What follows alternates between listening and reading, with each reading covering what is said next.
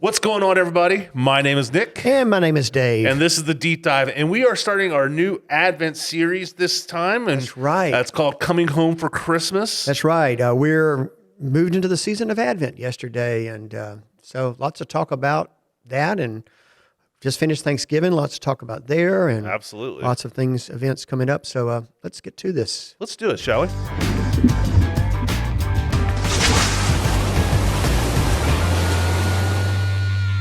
Well, Dave, we've wrapped up Thanksgiving, put a nice little bow on it, jumped into Christmas and all that good stuff.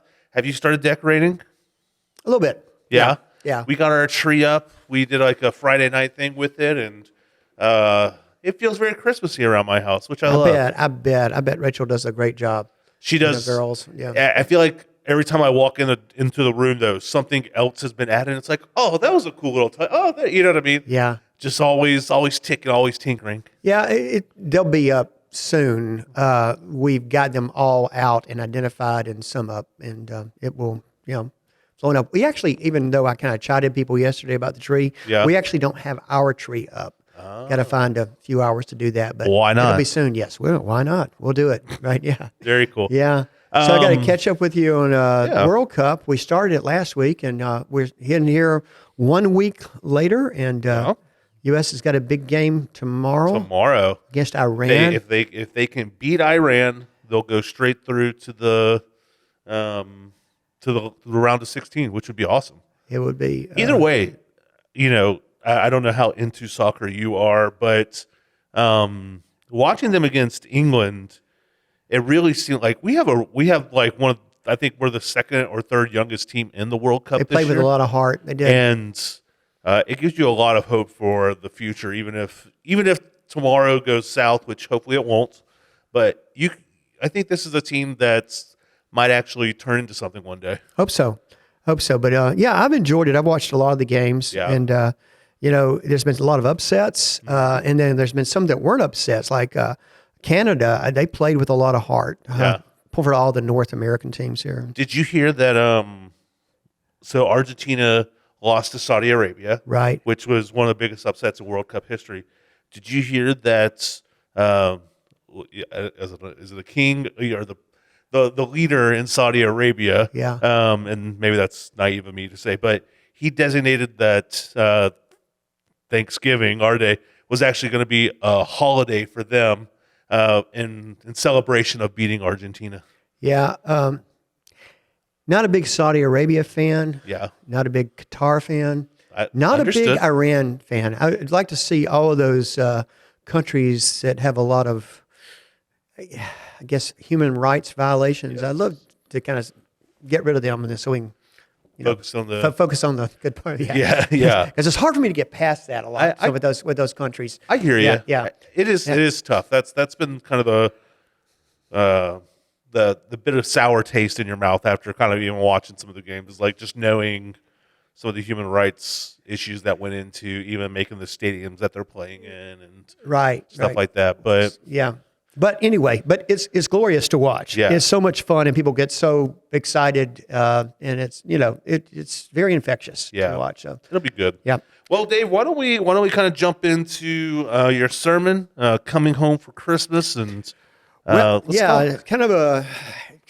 of trying to appeal with this good old fashioned Christmas, and all that Christmas can mean to folks. And most of us have good memories associated with Christmas, and at this sort of time in our sort of cultural place we find ourselves, it really feels like we need a good Christmas. Yeah, we need a good, nostalgic, old fashioned Christmas.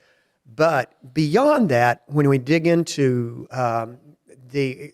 doing it more traditionally, I'm preaching from the lectionary text, and we're trying to lean into some of the church traditions around Advent.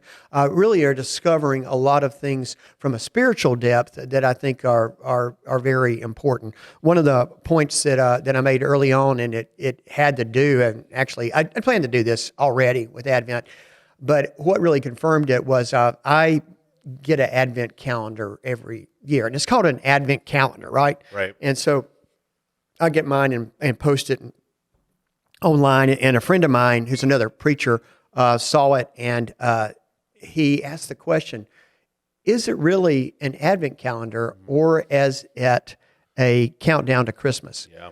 And you can tell when you see like there's only 24 days when it's going through that. And so like I went home yesterday afternoon ready to start my Advent calendar and realized I have a countdown to Christmas calendar. Because I need to start that on December 1st. I felt a little bit cheated, particularly since we really kind of emphasized Advent yesterday, because Advent, there's something else happening. Yes, we are looking forward to Jesus' birth and celebrating that, but we are also, during the season of Advent, talk about some other things traditionally within the church. And one of those things has to do with Christ's second coming. And planning and thinking about that and making sure we're ready to celebrate His first coming, but also to be ready also to celebrate His second coming ahead and looking for those signs, as our Scripture said. And so one of the things that I will say, particularly early in Advent, if you've ever been in a church, and I'm sure you have, where they read the Advent text, some of the text can sound, they're very apocalyptic. A lot of talk about end time stuff, which for some people, they can get weirded out about. They get maybe frightful about it, or they get all sort of conspiratorial about it. When's He coming back? Let's give the signs. The stars are aligning, and that first time. And that sort of thing. And what I would say is that take a step back and look really at these texts, and it's nothing to be fearful about. It's actually they're texts about hope, and in both texts, in the Jeremiah text that I wrote yesterday, and I'll just read a couple lines from it. It says, "The time is coming, declares the Lord, when I will fulfill my gracious promise with the people of Israel and Judah." And this is a messianic prophecy about Jesus. And he talks about, "I will raise up a righteous branch from David's line." So he's using this sort of metaphor of trees, with the branch coming off, and it's coming from David's line, and we know that that's fulfilling the prophecy, Jesus being born in the city of David, Bethlehem. And then in the New Testament, same sort of thing. Jesus is speaking here, but he's talking about there be signs of the sun and moon and stars. And then he also talks about trees later. But he says that as we look with our eyes and look at nature, we can see changes in the season. Yeah. Just like we moved in the church calendar into the season of Advent, the colors changed yesterday from green to purple. Some of the symbols that we had in worship changed yesterday. There's something else going on to be looking for those signs. We're now in winter and the trees are pretty barren, but he talks about a fig tree, and you can watch from the fig tree, and when it starts blooming, and you see the flowers and those things, something is happening. Yeah. And so as we think about Jesus' second coming, pay attention to what's going on. Look up at the stars, look around, and see if you can get those glimpses of God's kingdom that will, be on earth as it is in heaven, to see that inbreaking of that kingdom all around us, to see examples of that. When it comes to end times, I don't know why, I've never been that afraid of it, and maybe it's partly I'm confident in my faith, and I know I feel like I know where I'm going. You know what I mean?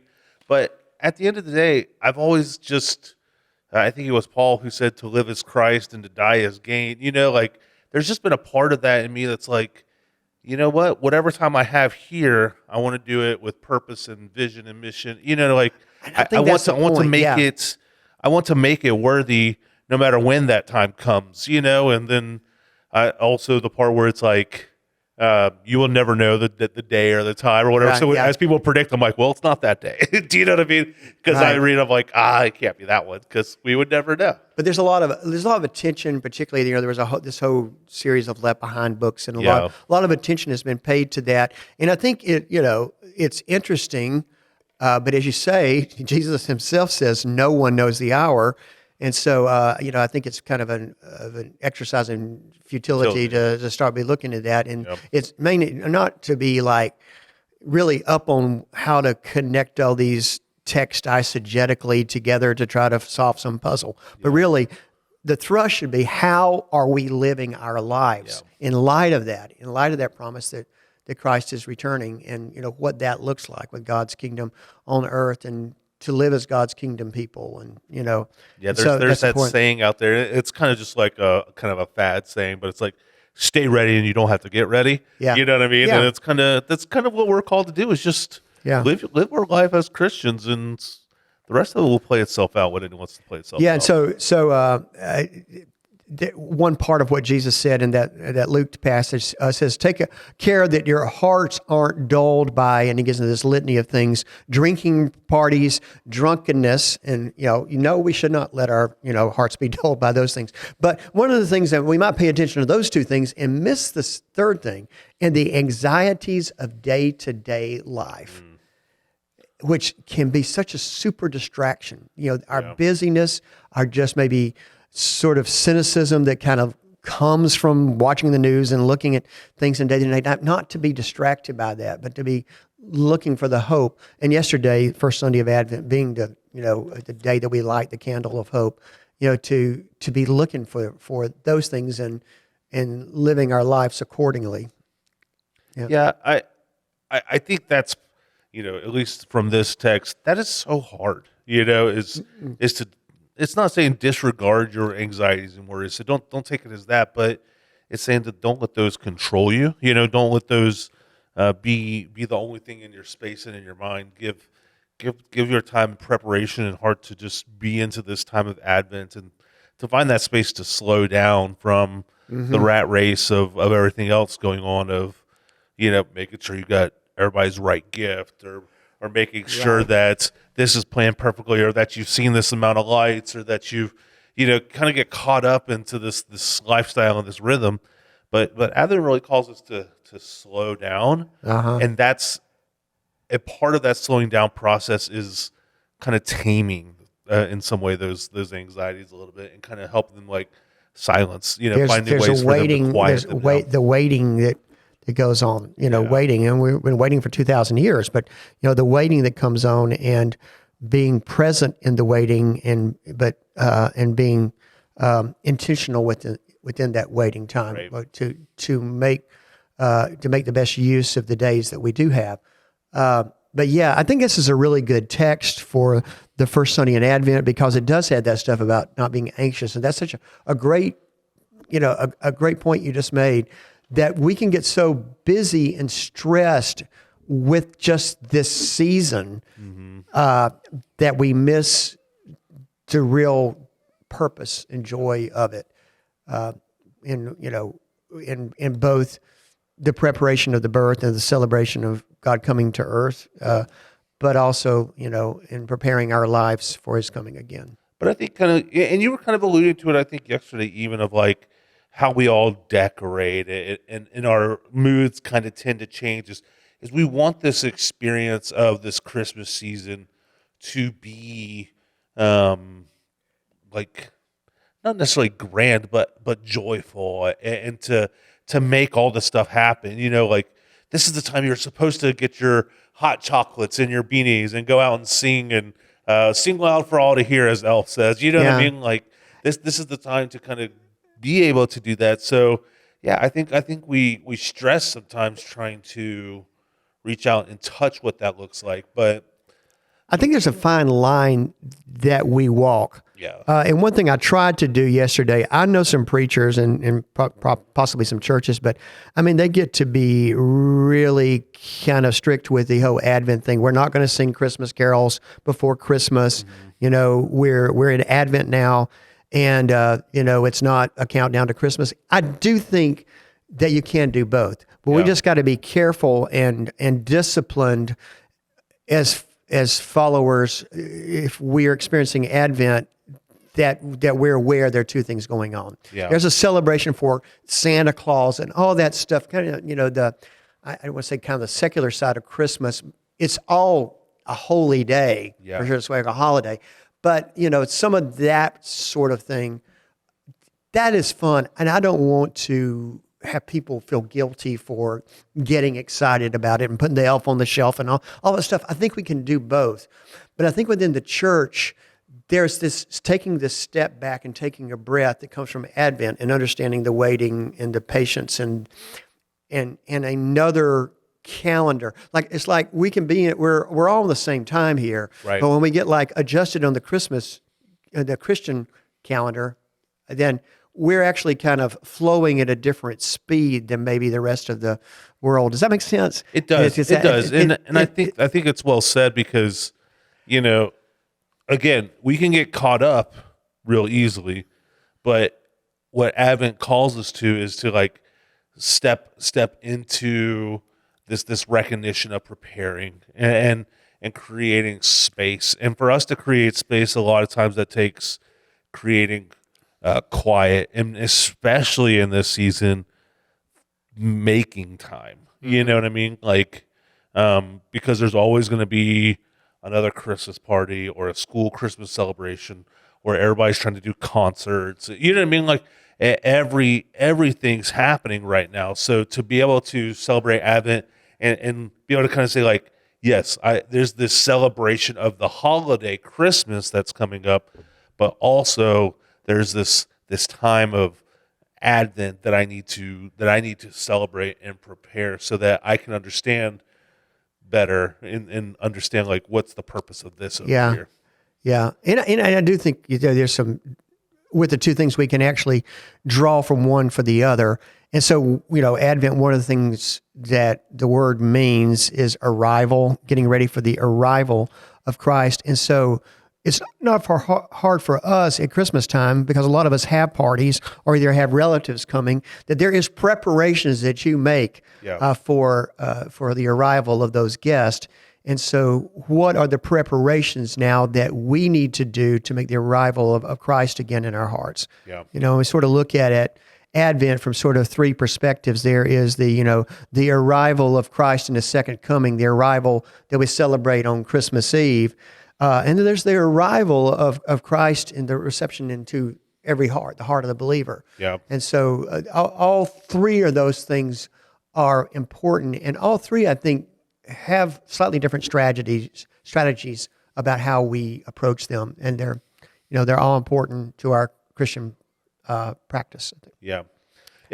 If I can, I know I might be veering a little bit off of this, Go for but a question, and I've heard somebody's recently asked me, and I'm just interested to hear your opinion. Is they talk about how sometimes they feel like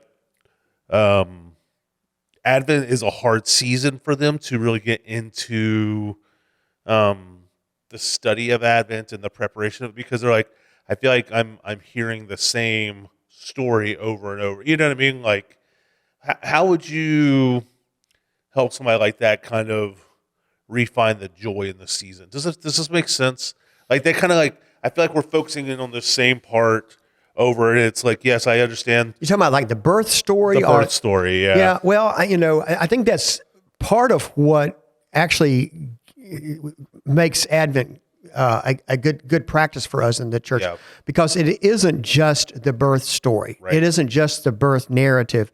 It is, other biblical texts, some of them prophetic in nature, some of them, more apocalyptic in nature, talking about the second coming. And so I do think we spent some time on that. I mean, I didn't preach anything on, I referred to it, but everything that I was talking about mostly yesterday was about Christ coming again. Right. And so I think that's one of the things that Advent can kind of help us with. But I also do think that there is like, let's take, I look at, I've had some friends who are Jewish, and there's just something about their traditions that they do year after year after year, where I feel like their children may know some stories better than our children know some stories. Sure. And, I'm thinking about like what they do at Passover when, it's like a play they do every year. It's like, why is this night special among all nights? And so I think there's something that, and I understand year after year, it is the same story, but maybe we hear it a different way, or maybe we sort of need to have that, live into that story such that it becomes part of our DNA of who we are. And why is that significance? And I think there's been a lot of sort of extra biblical stuff that have been added to the whole Christmas narrative, such that maybe we haven't seen that actual birth narrative for what it's worth, and because there's some powerful things that play beyond that when you look at, where Israel was at that time historically, and look at, some of the things around the relatives like Sarah and, Zechariah and things like that. So, we'll get into a little bit of that this year, but Yeah. I think there is, I'm not taking offense, and I hear what the person's saying. This person actually doesn't come to this church at all. It's a friend that I've just had for a while, and it was just a random conversation. But I do get that. I mean, it is the same story, but it's an important story. It's a beautiful story, and we have the same story every Easter too. I mean, that's our hope. I feel like I'm being a little defensive, protective. No, you're good. You're good. But that's one thing that I do think that Advent can help us with, particularly if we have the discipline to wait, so that we do hear that story, closer to Christmas and not 5 weeks in a row. Right. So. I mean, in the story is important, and that's kind of what I told the person is the story is important, but it's not the only thing that happened, you know, and that's, we kind of expanded upon it. We didn't spend too much time because they were like, oh, okay, let's go talk about something else now. But, I think what you said is right, and I think it's the preparation. I think talking around it and kind of understanding that, we celebrate the birth of a king, but it's not just the fact that he was born, but the hope and the love and the stuff that comes with it, that we celebrate the joy and being reminded of those things that help kind of carry us into the rest of the years as well. Yeah. And I would say, because like you said, this is the start of the Christian calendar. Right. So we're starting here, and we got a long track. We got a whole, I think, till we end up on Christ the King Sunday, where we do celebrate the reign of Christ on the end of the year, and now we're beginning again with this Advent of the coming of Christ. So So one of the things, I thought this is where you're going, but I did want to mention that we're here at Christmas again, and there's a lot of stuff going on, but it's also a very difficult season. Mm-hmm. You were there at the worship team prayer yesterday morning? I was not. Okay, you got there a little bit later. Yeah, Zan's prayer was so beautiful. Yeah. And just looking at all angles of it, but basically his prayer was, as we were preparing, was this is such a wonderful season, but it's such a hard season. It's such a season for family, but it's also a lonely season. And it can be those same things for all of us, but to at least have the empathy to look that there are people among us that are going through very difficult seasons. And the fact that it is such a joyous time, in a time of huge celebrations, it's very stressful and difficult for people. And, I think that's part of what we can do as the church, is to be a safe place for that. Yeah. And I think that's something beautiful that we've been doing for a couple of years with the luminaries. Maria had this, the empathy, I guess, of understanding the season, and has been sending teams out with luminaries of people who have lost people, or people who knew were struggling and stuff like that. Just needed like a boost, like, hey, somebody's here praying for you, thinking about you, and stuff like that. And then we have the longest night service coming up, December 21st, I think. It's always easy to remember because it is the shortest day, December 20th, which is the longest night. And I think that just gives a safe place for people to come in and acknowledge and give voice to the fact that's like, this is hard. This is hard. Yeah. We're hurting here. And for we as a church to sit with those people and say, we hear you, we're here for you. Yeah. And so, that's a beautiful thing about the church, and, all the things that we'll experience here Christmas. How are we doing on time? We've got about 5 minutes left. Okay, cool. But, we could use this time to talk a little bit about some of the things that we have. The Christmas Palooza is coming up. And if you don't know what a Palooza is, that's okay. Not many of us do either, but it's a big party, and it's going to be a big celebration. And just to kind of give some clarity, if you don't know, we do Angel Tree every year.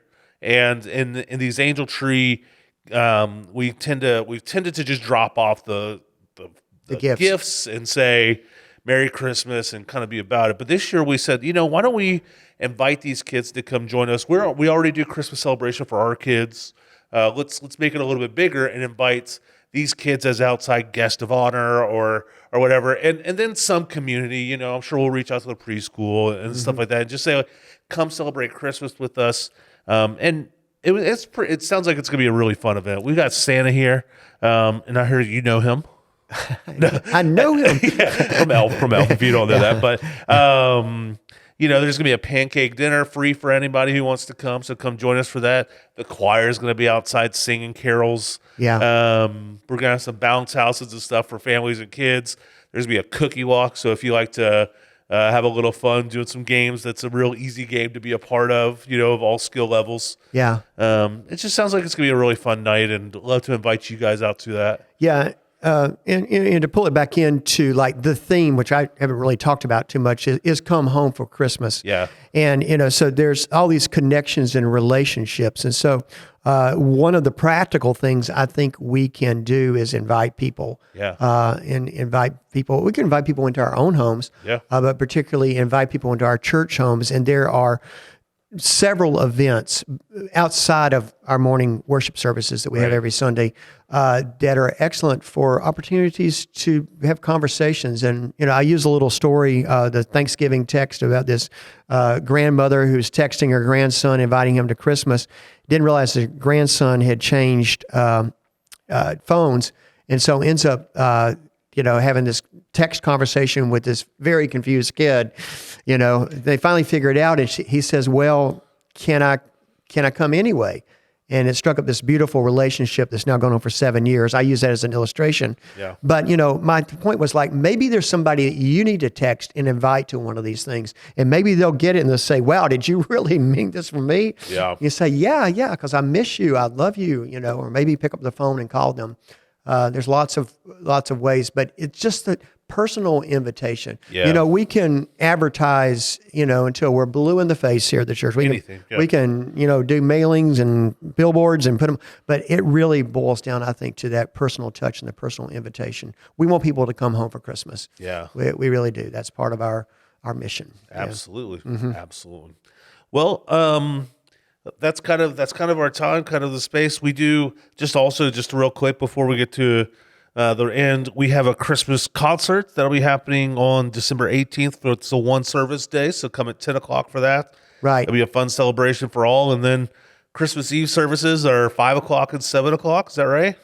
Right. That's correct. Yeah. And then on Christmas Eve, we need to start advertising that as well. Yeah. Is it on Christmas Day? Is on a Sunday this year, and we will be having church, but it's going to be online only. And so look for that on Christmas morning or anytime, you know, during the days of Christmas that you want to watch the church service. Yeah, for sure do that. And one other thing I'll mention is that, you know, we've talked about this Christmas concert. It's actually our worship service on the 18th. Is the Christmas concert. It's going to be a music thing on that Sunday morning. So therefore, there's a lot for us to talk about on the podcast that following Monday. What we'd like to do is to hear from you guys about your Christmas traditions. Yeah. Maybe shoot us a picture of you know, your Christmas decorations or just any story that you've got.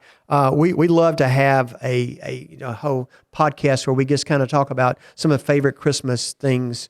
What makes Christmas home for you from your life. So if you could share that with us, however, you know, see us in person or text us to our email, our deep dive at Hickory Flat, or, you know, comment in the YouTube or Facebook space. So we just need to get those stories, and we appreciate it. Yeah, that'd be great. That helps us kind of bring some more stuff here and just to celebrate and hear what you guys do to celebrate. And again, it's a small thing, but it's a way to say, like, hey, come get a glimpse into my home. You know, as this idea is coming home for Christmas, you know, get a glimpse into what you're doing at your house. So we can kind of be like, oh, that's cool. I love that tradition or whatever. So it'd be fun. It's a good way to kind of chat amongst ourselves and all that good stuff. But again, you know, as the theme is coming home for Christmas, we'd love for you to come out if you've been an online viewer, just to come be with us and be in relationship. If you've been here and there, and we'd love to have you come drop by and say hi and just give you a hug, welcome you in. But if not, and you're watching online, that is awesome. We appreciate that. This is a a great avenue to be in community no matter what the situation. So Sure. Anyway, without any further ado, I guess that's kind of a wrap. That's a wrap for today. We'll see you next week. Hopefully see you in church. Yeah. Whether you're watching online, love to see you in person though. But we'll be back next Monday and release on Wednesday. That's right. You'll see it Wednesday. But yeah. Take care, guys. We appreciate you watching, and we'll see you next time. All right. Bye-bye.